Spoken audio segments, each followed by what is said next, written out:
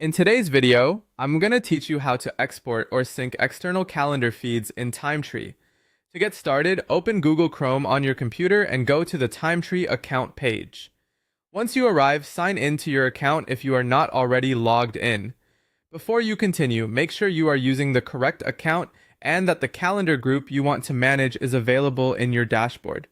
This helps avoid making changes to the wrong shared calendar, especially if you use Timetree for both personal and work-related schedules.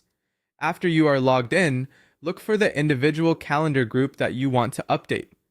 Timetree allows you to manage settings separately for each calendar, so it is important to choose the specific group connected to the events you want to export or sync. Take a moment to confirm the calendar name and make sure you are opening the correct one, particularly if you have multiple shared calendars with similar purposes. Next, click on the configuration or settings area for that individual calendar group. This is where Timetree stores the options related to how that specific calendar works, including sharing preferences, display settings, and external connections.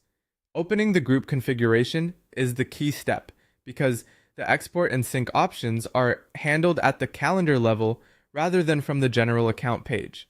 Once you are inside the calendar group settings, find and select the option labeled Export or Sync External Calendar Feeds. This section is designed for connecting your Timetree calendar with other calendar services or for generating a feed that can be used elsewhere. Depending on what you need, this can help you keep schedules consistent across platforms or make your calendar viewable in another app. When you open this area, read the available options carefully so you understand whether you are exporting a feed, syncing with another service, or copying a link for use in an external calendar application.